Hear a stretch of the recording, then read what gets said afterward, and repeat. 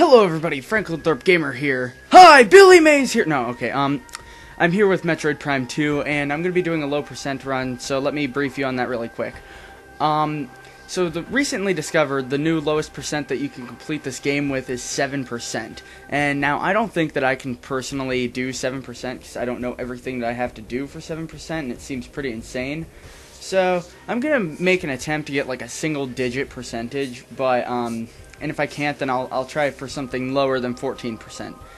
Anyways, let's go ahead and just get this show on the road. And let's see here. Yeah, this one. This is a new file created for this LP.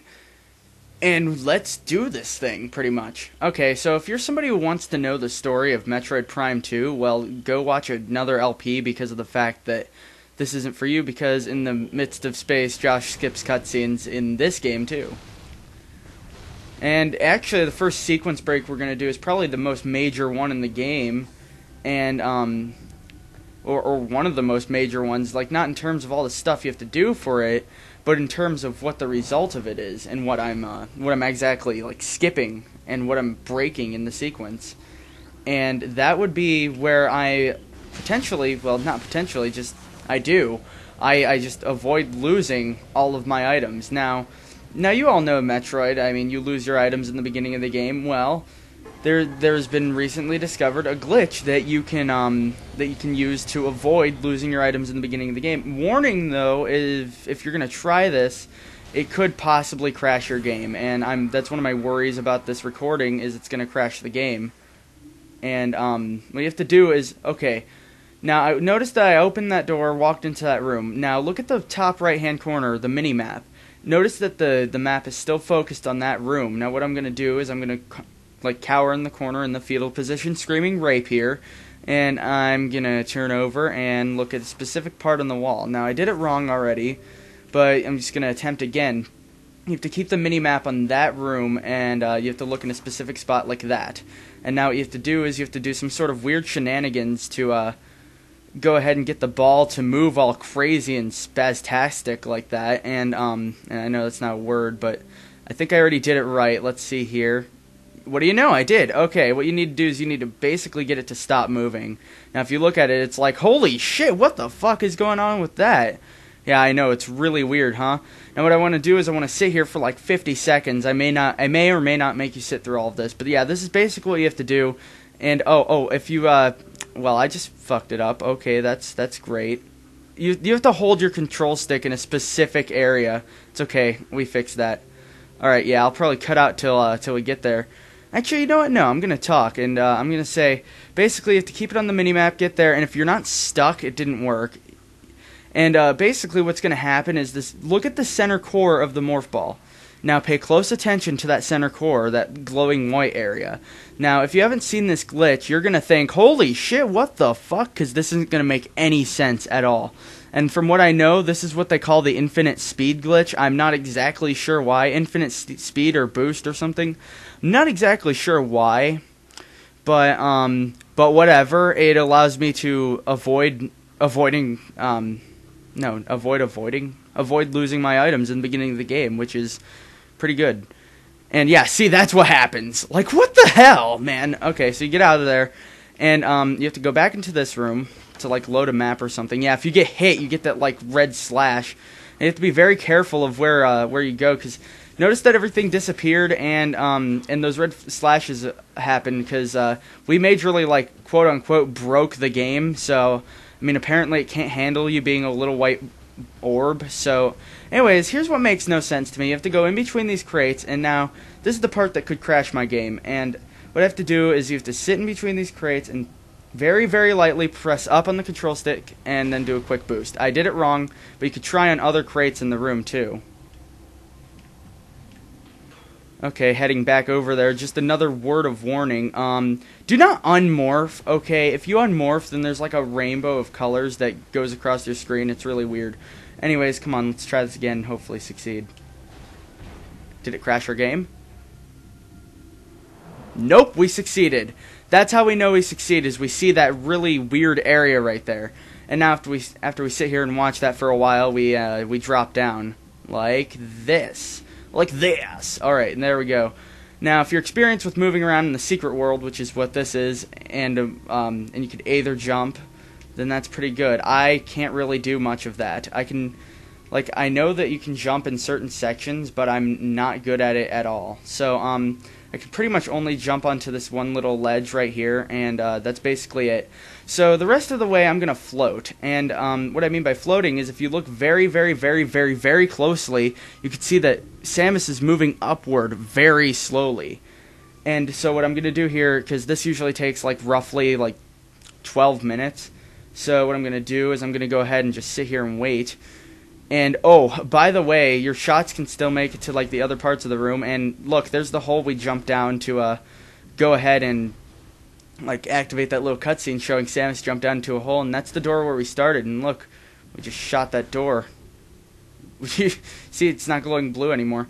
And if we shoot down here, it just kind of shoots into oblivion. Anyways, yeah, I'll just go ahead and skip ahead and see you guys when I get up there. Alright, so after you've floated high enough above the door, you can just walk right over to it, waltz on over to it, and basically what we're going to want to do here is we're going to shoot the door, make sure it isn't blue anymore, and you have to be very, very, very careful here, or else you'll fall very, very far down, and you'll have to wait even longer to float back up here. But basically, what you're going to want to do is you're going to want to jump back, but be very careful with how you do it, or else you'll fall. And what I'm trying to do here is I'm trying to load the map of the next room, like I did there, except it's a temporary load. So what I need to do is I need to reopen the door. Come on, Josh. Come on, you can do this. Oh, come on, door. Way to be stubborn. Okay. Yeah. Alright, give me a second. Alright, there we go. Yeah, you have to jump to a little bit to the right to be in the room and have it permanently loaded. Now, basically what we want to do here is we want to be very, very, very careful. And what I mean is where it says Hive Transport Area, you need to make sure that you're in that room when you do this. You're going to want to jump off and make sure you're still in the room, and you are. And so basically, well, I am. Okay, so basically scan that, and there we go, we're back there. And now in order to get the elevator down, you just go like that. Yeah, it's really weird. Alright. Now actually what happens is while you're waiting for the elevator to come down, that was really glitchy looking. And we'll be able to go back up it very shortly. Anyways, so yeah, I just successfully avoided losing all of my items. And so now we get to keep the boost ball, and we get to keep the missiles and the space jump and all that good jazz. So that's really cool, honestly. And it's actually not the hardest sequence break in the whole game. The only flaw to it, the only major downside to it is it has a high risk of crashing your game. But yeah, basically now we're out here and we can avoid a lot of obstacles that we would otherwise have to rush through. Well, not rush through, I mean just go through with solving puzzles and all that good stuff. It saves time, and it's just really cool to see that we still have our items. And so basically what we're going to want to do now is we're just going to head over to the Great Temple. And this is just so cool. We could go get an energy tank if we really, really wanted to, but I don't want to. So yeah, fuck the energy tank. Oh, what's this? We need to get that crate down from up there. No, we don't. Silly game. It's just so fun to defy all the things that the game wants you to do. Except we can't really defy it here. We have to scan that. And after doing such, we can go ahead and we can... Whoa, okay. Stupid enemies. Alright. Okay, so one thing I want to say here is, if someone can please tell me, I haven't played this game in a while, and I sure as hell haven't beaten it in a while. And I don't know what's in that room. I've gone in that room, and it looks like I can't really get anything, but it looks like something that I'll have to go to later. But I don't know if it's something that I have to collect. I'm not sure. Oh, another thing about this run that I might as well tell you guys. You're going to notice that I avoid a lot of enemies. That's just to save time, and yeah, that's basically all I'm doing it for. Plus, there's no point in me showing me fighting enemies when I don't have to fight the enemies. So if you're like, come on Josh, fight those Metroids, I'm just gonna be a little pussy about it, needless to say. But yeah, so we're gonna go through here and oh, what's this? Let's skip the cutscene that activates from walking over there, and from that little yellow box is where we are supposed to get the missiles. And so let's head through here and go ahead and quickly scan that. And then we activate the pulse cannon or whatever the fuck that's called and head up there. One of the war wasps exploded from me using it. Okay, so without the space jump boots, we could jump on this thing and then we could have done like a floaty dash jump over to this ledge right here. But then we would have to do something kind of complicated to get up here. But it just saves time, but needless to say, I don't have to do any of that. Oh, by the way, I feel pathetic because I spent literally 2 days, I'd say roughly about 10 hours trying to do a really, really difficult sequence break.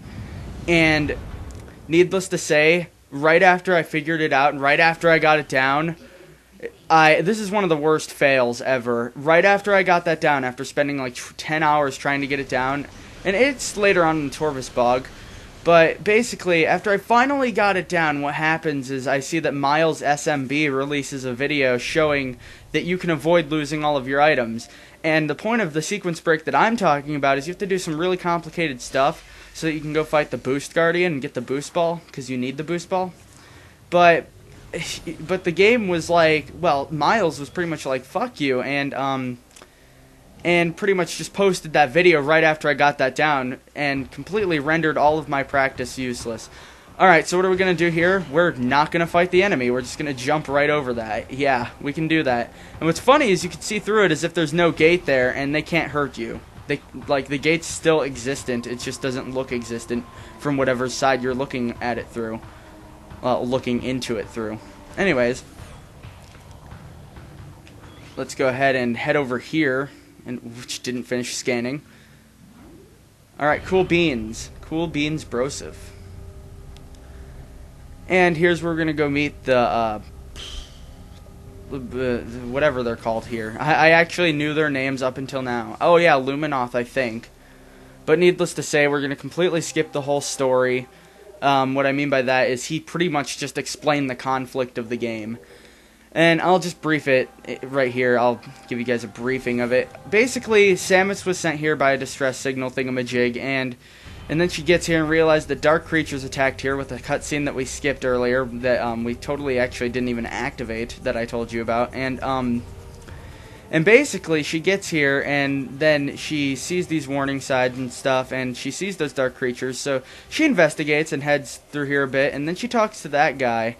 And he's like, oh, well, Samus, you are the chosen one, and you've been sent here so that you can help our world. You see, there's these dark creatures called the Ing that are taking over the planet, and you see, they took half of our planet's energy, and they created a dark replica of our world, and they're slowly draining our energy from our world.